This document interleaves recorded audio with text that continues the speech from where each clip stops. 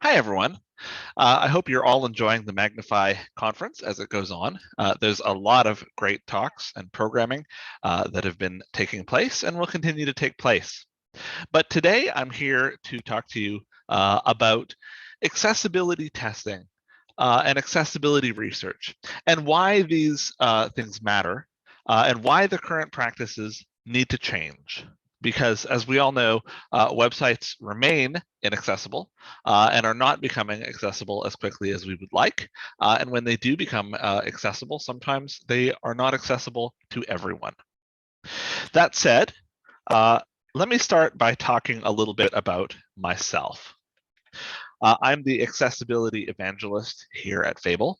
So I spend a lot of time talking to companies and conferences and designers about why accessibility matters, about why it's so important to make sure that the websites that you're building are fully accessible, and how come it's so critical to involve the voices of actual users in the accessibility testing process. Because, as the saying goes, nothing about us without us. In my personal life, I moderate a lot of Reddit subreddits, including r/blind, the official subreddit for blind folks. I have been a blind screen reader user for my entire life. I, certainly count myself as an expert screen reader user. And I'm a reader. I read tons and tons of science fiction, especially in ebook format, and play a lot of games. The game I've been really playing a lot of right now is the collectible card and deck building game Hearthstone. But that aside, let's move on to the actual talk that we'll be going over today. So today we're going to cover um, things that you should be considering before beginning your accessibility research, because it's so important. We all know, I think, that people with disabilities are included in research, but there's a lot of things that we need to go over to make sure that the inclusion actually happens, to make sure that the inclusion happens in a way that is equal and accessible and that works both for the researcher and the participant. And so then that also goes into recruiting. It's not enough just to say, oh, well, we need to recruit people with disabilities to be involved in our testing, in our research, et cetera. Who should we be recruiting? When should we be starting the recruiting process? And how should we be doing that recruiting process? And then once we've got everyone recruited, we need to actually do that research and we need to get those high quality results that we're looking for. We want to get that actionable feedback and we want to get our research questions really answered. And there are some methodologies and some things that we do in research that work very well. And there are some things that don't work so well. And so we'll be covering a few of those. And then we'll be talking about follow-up, because too often when the research is done and the data has been collected, we tend to think our job's done. That's all. We're done. We don't have to do anything else. But when it comes to establishing a research process and when it comes to getting in a cycle of performing regular research, that follow-up is important if we want to be able to recruit new participants and if we want the existing participants to feel like participating in our research was worthwhile, is something they would like to do again, or perhaps is something that they might like to recommend to their friends, helping us recruit more participants to participate in this research. So that said, let's get started. Let's get started with the things that you need to be thinking about before you start doing the research, before you even start doing the actual research, collecting the actual data. And the first thing to think about is online research versus in-person research. Now, of course, with the pandemic and what has happened over the recent year, we've been doing a lot of online research. The problem is the online research that we've been conducting hasn't really been by choice. We've been doing online research because we have to do it. And before COVID began, there was a real preference, especially when doing research with people with disabilities, to bring people in, to conduct research offline, right? We wanted to build those assistive labs. We wanted to bring people into our offices. We wanted to sort of fully record them. We wanted to get them using our equipment. And I think that COVID has shown a lot of people something that we at Fable have believed for a long time. That's not always the best way to conduct research. And there are a few reasons for that. When you're performing research online, you get to include a much wider variety of participants. There are, of course, some participants with disabilities who, may be low vision or maybe deaf or may have some challenge that doesn't really affect their ability to travel. And for those folks, it's easy to get their voices heard, even if the research is offline. But if you have challenges that require you to book specialized travel in advance, if you are a user of a wheelchair, if you are completely blind and rely on accessible busing and accessible transit options that either don't exist in some places or are not easy to access or are not great, that can limit your ability to participate in in-person research. Whereas when you participate in online research, every voice can be heard, no matter if the person's disability affects their ability to travel or not. They get to participate in your research on an equal footing with everyone else. And a second big advantage to doing your research online is that it allows you to collect real-world results. Every piece of assistive technology and assistive device is highly customized to its users. Before coming to Fable, I myself, as a university student and freelancer, have participated in many, many, many research opportunities as a blind person, wanting to help people out, wanting to make their products more accessible. And I can't count the number of times I've gone into an assistive lab and I've sat down in front of the computer that they want me to use, and you've got all prepared for me to do this research, and I'm saying, I can't, this screen reader hasn't been configured properly. I can't use it like this. This isn't working. As you probably aren't expert screen reader users, you probably haven't tested to make sure that the technology is working, not only the way I expect it to, but just working properly on that computer.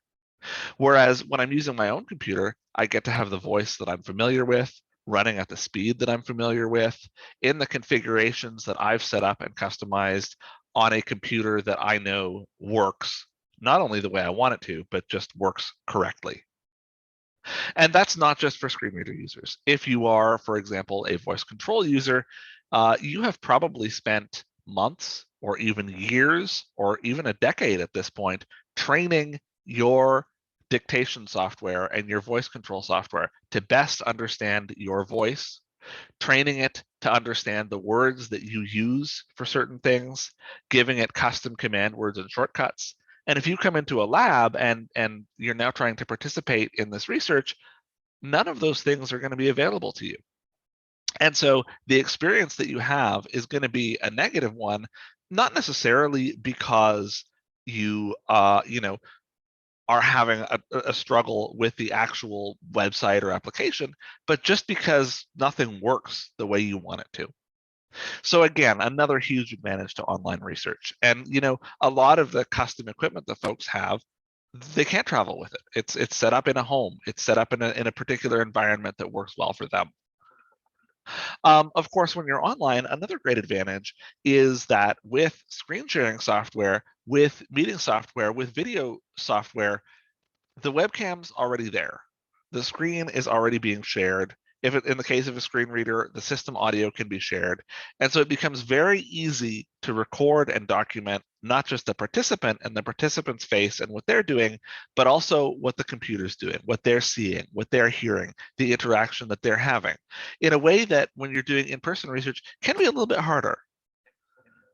Of course, offline research, bringing people into an assistive lab, bringing people into your office, it's a lot easier for the researcher, right? There's less setting up of online software. There's maybe a little bit less fiddling with technology. Maybe it's a little bit more comfortable for you. They're using the provided equipment. So, you've been able to do some setup in advance, which again makes things easier for you, the researcher. But unfortunately, when we put the convenience of the researcher above the convenience of the participant, especially in the field of working with people with disabilities, what we find is that the results are not the high quality results that we would hope, and that the results are very negatively impacted. Now, of course, I don't want to discount. There is one particular type of research where it is often better to conduct in-person research, and that's when you're dealing with hardware. If you're researching the accessibility of a pin pad or a new bank machine or a new piece of hardware, you don't necessarily want to, mail it off or ship it off to the participant's home and let them figure out how to set it up. When you're dealing with a hardware product, that offline research, that bringing them in, can be better. But in my mind, I think that's one of the few exceptions that we find, and that in most cases, for the convenience of the participant, in order to collect those high quality results, it's so much better if you can do the research online. Now, we've spent a bunch of time on that because it's important. But another thing that is important is, before you even start the research, making sure that the tools and that the processes are going to be accessible. Again, it's happened to me a lot where I've been asked to come into an offline research space and realize that there is no accessible travel option to get there. But it can happen with online research as well. There can be contracts that need to be signed. There can be NDAs that need to be signed. And too often, when I was a participant, and I've seen other companies have this flaw as well, the participant comes in the day of, and suddenly they realize, oh, before we can start the research, we need you to sign this contract, but it's not available in any kind of accessible format. There's no accessible way for you to sign it. We better scramble and figure something out. I guess we're going to have to sit here and read you the whole contract. And it's not a great experience for the participant, and it's not a great experience for the researcher, because that time that you could have otherwise been using to do research is now taken up trying to figure out how to get a contract that is accessible, how to get a contract that is signed, how to get everything past the lawyers. It's far better to think about that in advance, so that you can send the participant, hey, here's the contract, it's fully accessible, here's the accessible signing method, you can do this before we start the research, and make sure that's a smooth process. There's a bunch of other pre-research tasks that need to happen when research is being conducted, whether it's filling out screening questionnaires, whether it's screening interviews, whether it's filling out biographical information, or sometimes it's downloading and installing a meeting tool and connecting to the VPN.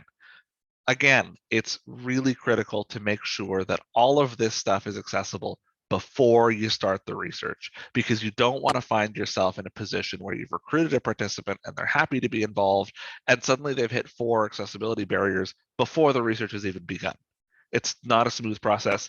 It's not a great process. It's going to impact the results that you get, and it may even result in participants just dropping out, saying, "Hey, listen, this isn't worth my time. All of this stuff is just not worth it to me."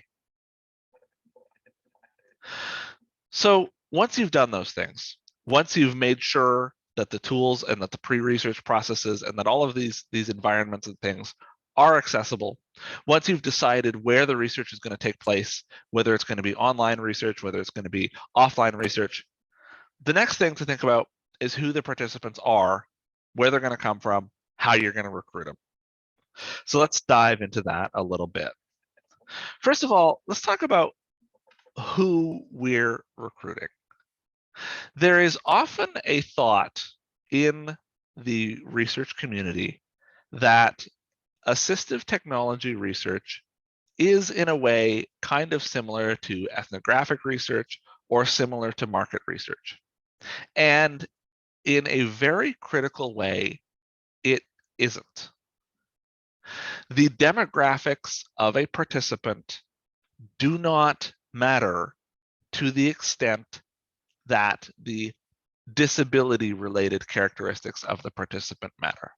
Because what you're trying to determine is the experience accessible? Is it usable? And is it a great experience with assistive technology. And so it's not important that you get someone who's between the ages of 20 and 30, someone who's between the ages of 30 and 40, and someone who's between the ages of 40 and 50, and that you get 3 single parents and 2 people who own minivans. What's important is that you make sure you're covering the widest possible variety of assistive technologies. If you're on a desktop platform, it does you no good if the only participants that you've tested with are using Macs, because there's probably going to be some accessibility error that Mac is able to compensate for and that won't affect those participants that may be a total blocker on Windows. And it could be, vice versa. It could happen the other way around as well. So you want to make sure that you're testing with a wide variety of assistive technologies across a wide variety of platforms, wherever your app or product is going to be available. And you want to make sure that you're covering different assistive technology on each platform. If you really want a truly accessible product, you need to be testing with more than just screen reader users. You need to be testing with screen magnification users. You need to be testing with users of voice control software. You want to be testing with users of head tracking. You want to be testing with switch systems. So you aren't going to be able to test with every single assistive technology on the planet, because that's a big ask. But what's important is that in your recruiting plan, you get as wide a variety of software, of platform, of assistive tech types that you possibly can. And it's more important that you're testing different assistive technologies than it is that you're testing different browsers. It's more important that you're testing users with different challenges and different needs than it is that you're covering every possible age group. But too often we tend to think of assistive technology research and of research involving people with disabilities as just another form of market research. And so we make sure that we cover all of the ages and genders, but we didn't really think about it, and we've only been testing with users of JAWS, and that's it. We haven't tested with anything else, even any other screen readers, never mind other users of other assistive technology. So it's critical to focus on who you're going to recruit and figure out, make sure you can get that variety, because accessibility is about so much more than screen readers, as I've covered. Screen readers are a great place to start, but they are not a great place to stop. And sometimes you may find that it is better not to start with screen readers. You may want to, for example, if you are doing prototype reviews that you have already built in a system like Figma, you may want to start with screen magnification users, because they will be able to access that prototype and they will be able to give you feedback on that prototype in a way that a screen reader user may not. And so, everyone thinks in accessibility, oh, we'll start with screen reader users and expand out. But depending on what you're doing, that might not be the best approach. It may be better to start with screen magnification or with voice dictation and expand out. If you're working with video materials, you may want to start with captions and then expand out. So, it's just too often accessibility gets centered around screen readers. Screen readers are where it begins, screen readers are where it ends. And it's important for us as researchers, as designers, as accessibility advocates to push back against that. Another thing to be thinking about is skill level. Now, there are some kind of pitfalls that people fall into. There is an idea that, oh, we should be testing all of our websites with beginner assistive technology users. Our ideal participant is someone who is a very beginner computer user, has no technical knowledge, has just sat down in front of a screen reader, or has just, isn't an expert with their assistive technology. The problem with that is that you need participants who are skilled enough to understand what the expected behavior of a website or app is, and to understand how your website or app or the thing that you're researching is deviating from that expectation. They also need to be able to understand if the problems that they're having or the bad experience that they're having is because of a problem with their assistive technology. Perhaps it's not working correctly at the moment. Technical gremlins happen to everyone at all times. Perhaps it is a function of the assistive technology that exists, but they themselves don't know how to use it, and they could just, look it up in the manual. Or perhaps it really is a serious accessibility flaw with your website. And if you start with really novice beginner assistive technology users, they're not going to be able to tell you those things. And the results and the suggestions that they give could actually be things that will make the experience for intermediate users, for expert users, for users who, are just 6 months in and are not even beginners anymore, more difficult. They could be, recommending changes that make things too verbose, or changes that, wouldn't be helpful if they only knew, oh, the assistive technology, can do this for you, and just make that a lot easier. So you don't want to be recruiting, WCAG certified experts, but you also don't want to be recruiting complete beginners who have never had any training on how to use their assistive technology. That said, logistics. That's another thing that is really important to think about when recruiting. And so the first thing is when. If you are recruiting for in-person testing, I had talked in the past about those troubles with travel. Some paratransit organizations can require up to 2 weeks notice in order to book a trip. And so in order to recruit participants for offline, you really need to be thinking a month out.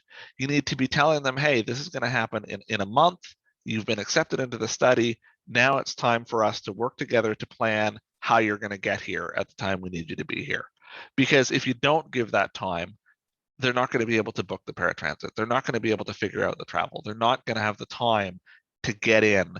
And so because of that, a lot of them aren't even going to bother to answer, oh, there's an in-person study taking place in 4 days. I'm not even going to bother. It's way too quick. For online testing, 2 weeks out is generally enough. Of course, if you put things too far out, people forget, people have other commitments, people have things that come up. But 2 weeks out allows the participant enough time to figure out whether they're available, and enough time for you and the participant to work together to figure out what are those pre-research steps. Where's that accessible contract that we need you to sign? Where's that, meeting software that we need you to install and get familiar with so you can participate? All of that good stuff. And then, of course, there's where do you recruit? Community partners are a really great place and a really great relationship for you to develop, because too often, unfortunately, we all know that the internet is not always a great place. And there are people who want to take advantage. There are scams. There are things that are too good to be true. And unfortunately, people with disabilities are all too often especially targeted by these folks. And so if you're just randomly posting on Facebook groups, hey, I'm so-and-so you've never heard of from this company that you've never heard of, and we'd like you to participate in research with us and sign these contracts, there's no trust there. Nobody's going to respond because, like, is this a scam? Is this just another one of these things? Is this taking advantage of me? Whereas if you work with a community partner, and you can gain the trust of that partner, whether it's an organization that's devoted to blind folks, or a disability organization in the area of helping folks who have physical challenges.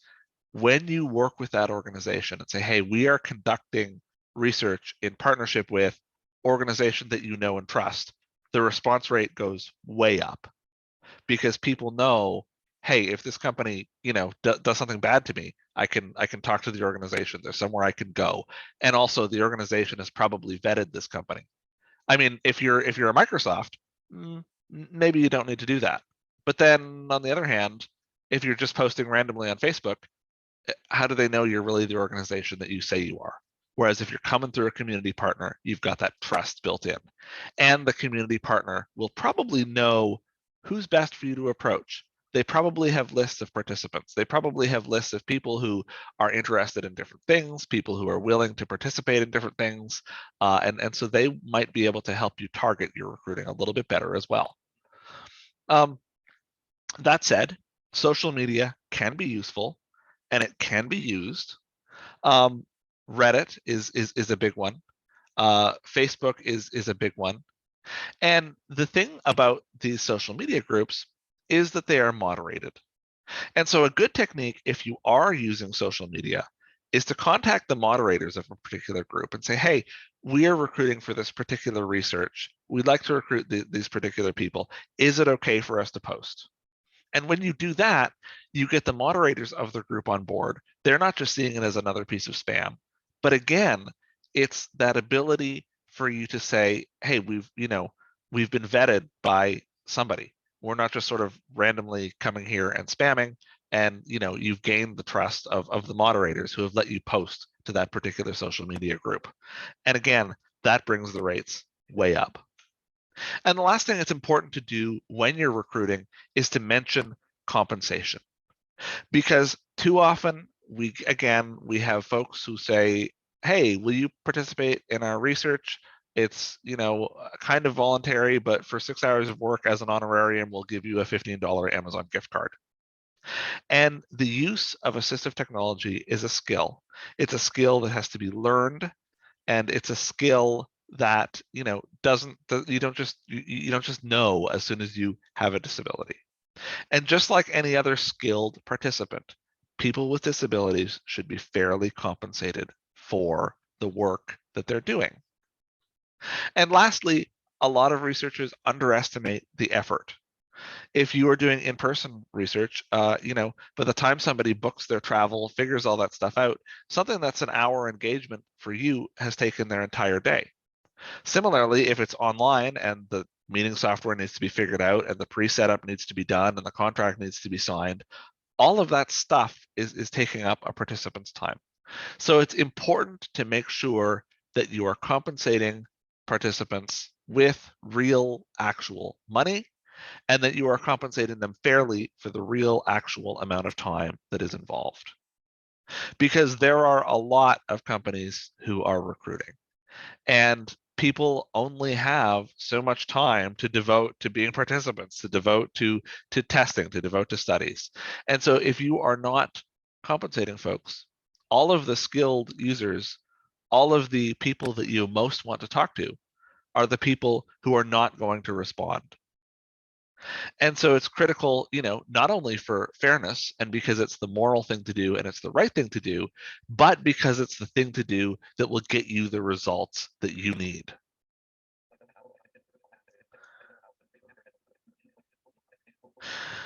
And so a few other things when we're talking about recruiting and we're talking about the how.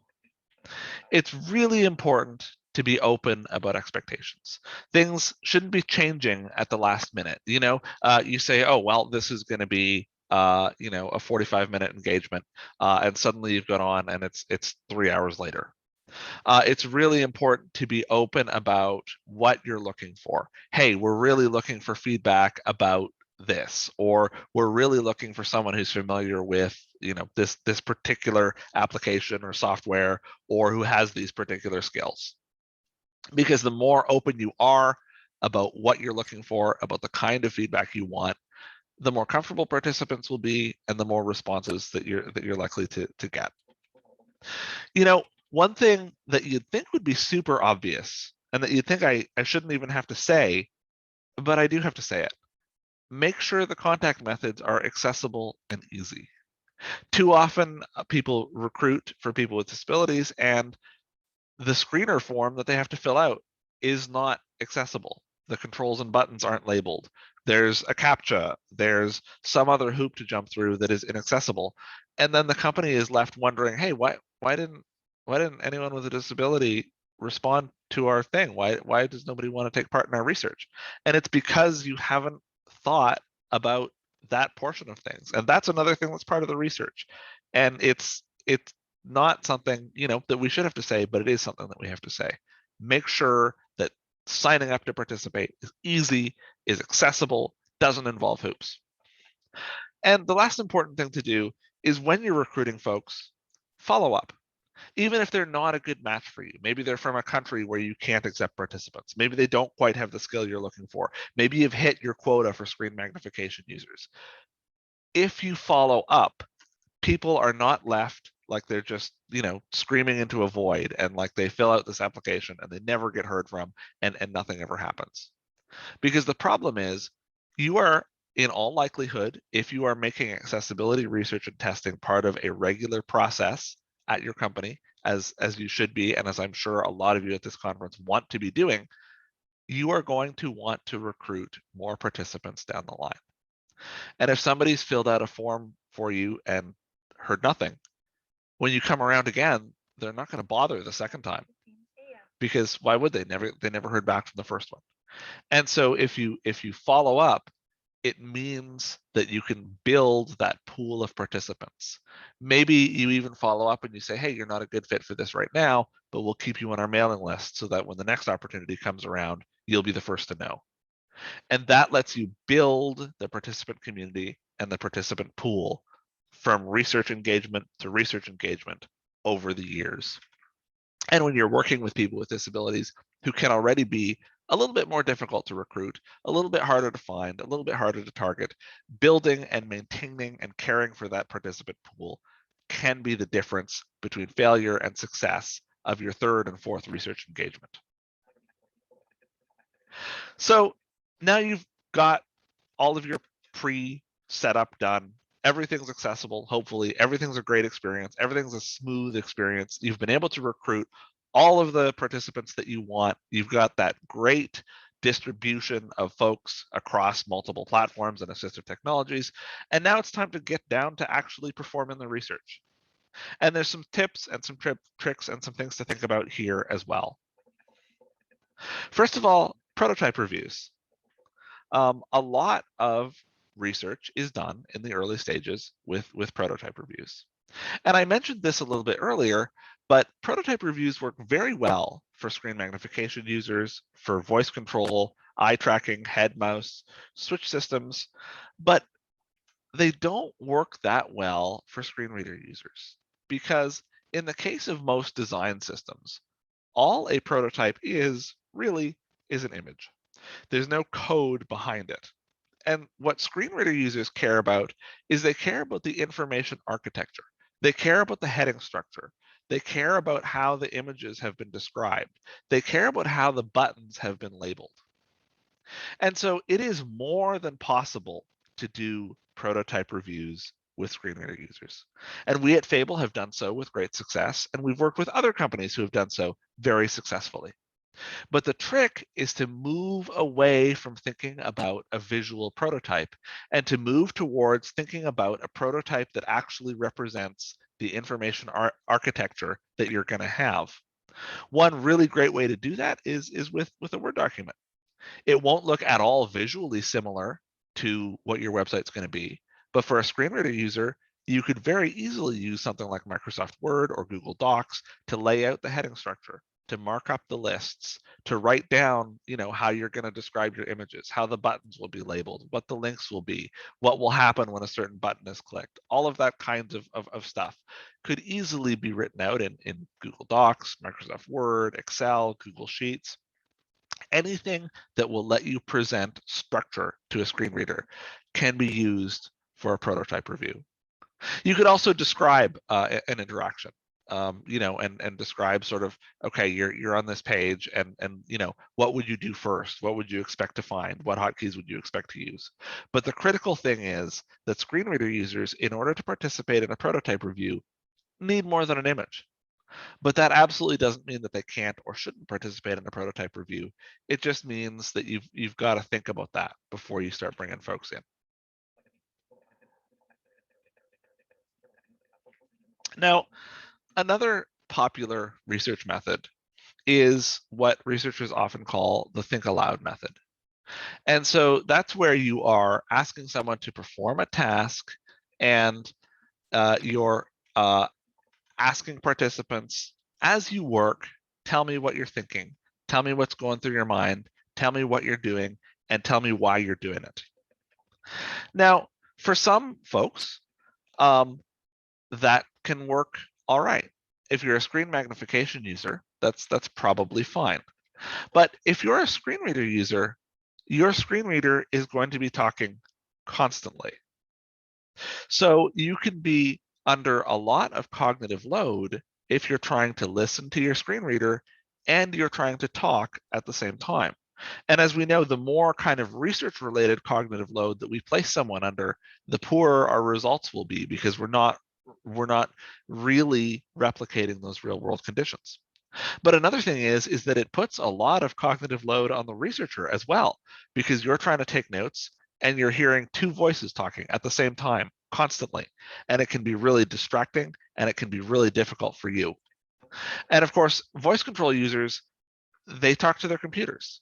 They are using their voice to give the computer commands, to dictate, to tell it where to click. And so for them, think aloud can be really confusing, because okay, I have to talk to the computer and I have to talk to the researcher at the same time. And sometimes the computer will end up listening to something intended for the researcher. And sometimes the computer won't be listening because, they were talking to the researcher and now they're trying to talk to the computer. And it can just be a really big and confusing thing. And so one good way to do that and to think about how to better allow participants to conduct the research task while not increasing that cognitive load and not increasing cognitive load and confusion on you, the researcher, is to think about dividing things up into microtasks. So don't give them the entire task to do all at once. Okay, I want you to find 3 products. I want you to add them to the shopping cart, and then I want you to go here and I want you to sort by price. Consider breaking it up into microtasks. Ask them to find the product first. Once they've done it, say, okay, what were you thinking while you did that? Why did you do? What did you do? Why did you do it? Once they've described that process to you, then say, okay, now add it to the cart, and just break it up into micro tasks like that, so that there's a very clear transition between the participant is performing the task, then the participant is telling you about the 30-second thing they just did while it's fresh in their mind, but they're not trying to do those two things at once. And we find just that little modification to the think aloud method is really great for improving the results that you get, improving the understanding that you have, lessening the cognitive load on both of you. It can also allow you to help guide a participant when they go astray, and to help you understand exactly what's going wrong.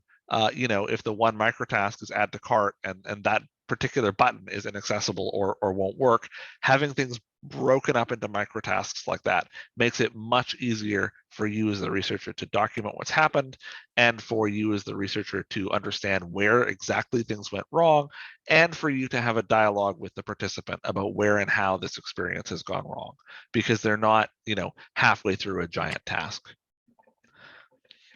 Another really important thing to think about is timing. Unfortunately, assistive technology users do take longer to do things. With the, where we are right now, it's a fact. And so you need to think about timing, especially if it's a website or an app that someone has never used before and they're completely unfamiliar with it. The first time they try and perform a task with the app is going to take them a lot longer, because they may have to do some exploration. They have to do some familiarization. They have to figure out what works and what doesn't. And so the best way to figure that out is simply to allow a little bit of extra time. The suggestion that I always make is based on a suggestion that is very popular in the education sector. When you are giving an assistive technology user an exam or a test in school or in university, you generally allow them time and a half. And so when you are conducting a task with a participant who uses assistive technology, it's a pretty good guideline to assume that it's going to take them, 1.5 times what it would take you. And that will make sure that you're leaving enough time to get through all of the tasks that you want to get through, and without, feeling stressed. And it's just a good estimate to have. And that time and a half is something that people with disabilities often expect and often account for as well. So sometimes it's tempting to say, oh, this is taking someone a long time, it must be a bad experience. Not necessarily. It depends on the assistive technology, it depends on the person. Again, time and a half is a good guide, a good metric to have in mind here. Of course, if it's taking them 8 times longer, I mean, that's a terrible experience. It's an inaccessible experience. It's an inefficient experience. Nobody's going to do that. But if it's sort of time and a half, no longer than that, that's pretty good. So once you've done the research, you've got all these great results, you've learned all this great stuff. Lastly, it's time to follow up. So following up, the first thing is prioritizing your results. And working with people with disabilities allows you to figure out that prioritization and to figure out putting together those results in ways that perhaps automated testing or some third-party audit will not, because you have a lot more context than you would if you were using an automated test or some third-party audit. Because you've worked with users of assistive technology, you can now say, okay, we found a bunch of flaws that are preventing people from using the website. They can't complete a task independently. They can't add something to their shopping cart. They can't log in, whatever it is. If there is an error or a flaw preventing someone from doing something, that's high priority. That should be fixed right away. Even if the other issues still exist, if somebody can complete something independently, that's a big win. As a person with a disability, there are tasks that I have to complete. The rent has to be paid. And if the website is a little bit inaccessible, well, that's frustrating and that's annoying, but it's critical that I can actually do it. And so that's the first metric to be focused on, is that task completion. Anything that's preventing a task from being independently completed by an assistive technology user, it's high priority. It's got to be fixed. It's super important. And then once you figure out the high priority stuff and you're at that 100% task completion, everyone can get things done independently. Now you want to start looking at the medium priority stuff, the barriers that required workarounds, the things that made the task inefficient, that made it take longer. A page that none of the buttons were labeled, but they were able to figure out what it was, or the page that pressing enter didn't work, but pressing space did, so it was confusing. They were able to work around it and figure it out. Then you want to fix all of that medium priority stuff. Once you've got an experience that's workable, now you want to work toward an experience that doesn't require workarounds, that doesn't require inefficiencies. And then last, but certainly not least, are the barriers that are annoying, the things that caused a little bit of confusion, the unnecessarily verbose alerts, the alt text on the marketing image that was a little bit inaccurate, the button that was not quite labeled properly. You want to fix those things. And once you fix those, now you have a website where people can complete all the tasks. They can do it in a way that is fast and that is efficient, and in a way that doesn't have any of these little errors that is causing any confusion. And that's how you get to a website that is completely accessible. When you focus on checklists, sometimes you don't get there because you've just got all these errors and you don't know how to prioritize any of them. And so sometimes you're spending your time fixing really low priority errors when there's a bug preventing people from even logging in. And so working with assistive technology users doing that testing, the first piece of value you get out of it is that context that allows you to prioritize actually fixing problems that are real problems for users. Once you've prioritized your results, the other thing that you can do, and that is really important, is measuring improvement. This is why it's so important that accessibility testing is part of a process. Because if you do it as something that is project-based and that happens once every 5 years, once every 3 years, maybe once every year, you have no way to measure what you're doing. What you want to be doing is you want to have a regular pool of participants that you work with and that you test with so that you can make sure, okay, we did this research. We found that 80% of participants couldn't even complete all of our tasks. Let's get these fixed. Now let's retest. Great. Only 2% of our participants couldn't complete tasks. You can measure that improvement and you can see the improvement that you've made as you've prioritized those tasks. Another way that is really useful to measure the experience that assistive technology users are having is the AUS, or the AUS, Accessible Usability Scale. It's something that Fable has created that was adapted from the SUS, or the System Usability Scale. And it's really intended to do the same thing that the SUS does in a way that has been adapted to work better for assistive technology users. Some of you who are familiar with the SUS may remember one of the questions that it has on it, for example, is, I would need the help of a technical user in order to complete this task. And for example, for me as a screen reader user, I am a technical user. I've been programming and using screen readers all of my life. 99% of the time when I can't complete a task, I just need somebody who can see because there's something inaccessible. And so we adapted that to say, I would need the help of another user to complete this task so that you can really get the feedback in an easy to understand way and in a way that is applicable to assistive technology users. And that's another great measurement. But one measurement that people are tempted to rely on and that people who want to rely on and that isn't useful is time to completion, because it can vary pretty widely. If you are comparing the time that I, as a screen reader user, take to the time that Stephen Hawking takes, to the time that a screen magnification user takes, to the time that a user of a switch system or a head mouse takes, what are you learning, right? The expectations of how long a task should take to complete can vary from one disability to another, from one assistive technology to another, and it can vary from one user to another. Some of us who are more experienced run our screen readers at 500 words per minute. Some of us who are maybe a little bit older or a little bit less experienced or have challenges that make it hard to hear or understand a voice at that speed will run their screen reader at 75 words per minute.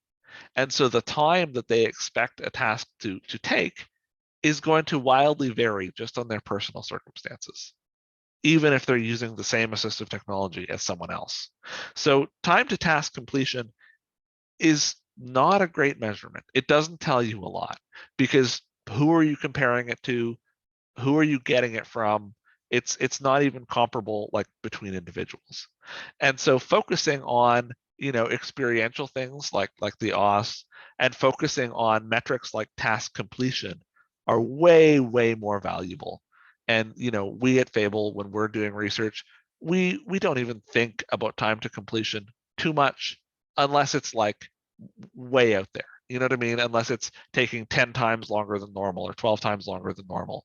And often when things take that long, people give up. People aren't going to spend an hour and a half trying to add something to the shopping cart. Eventually someone's going to say, hey, I can't do this. I'm done. And then you'll get that incomplete, which is a far more important metric for you to be measuring. The last thing to do as you're following up is compensate participants.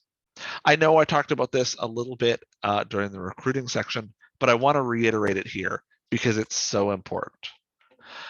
Most participants will have access to fully accessible online banking or a method to accept online payments. There is a bunch of myths around gift cards. First of all, that gift cards are somehow more accessible, and that's just not true. Often gift cards have printed numbers or have some code that you have to fill out, or you have to redeem them on a website that itself may not be accessible. And so when you give a gift card, you've taken away the participant's choice to be able to redeem it in a way that is accessible to them and to be able to use it in a way that is accessible. And plus, of course, gift cards just aren't a great way to compensate skilled research participants. If you were trying to, conduct research with a bunch of certified public accountants, you probably wouldn't compensate them in gift cards because you're looking for a very specific skill. And in the same way, use of assistive technology is a fairly specific skill, and it deserves to be compensated with actual money. There's also a little bit of a myth that, oh, if we compensate participants who are on government benefits with gift cards, that won't affect their benefits. And that's not really true. Gift cards count as income. They affect the benefits in the same way that a cash payment would. The problem is they're not flexible in the same way that a cash payment would be. If you are a participant who is reliant on government benefits, you can't pay the rent with a gift card. And so for those reasons, it's really important to compensate folks with actual money. If you don't want to get into collecting banking details and doing all of that stuff, there are a lot of online payment providers that have a focus on accessibility. In Canada here, Interac e-transfers work great without having to collect all of that bank deposit information.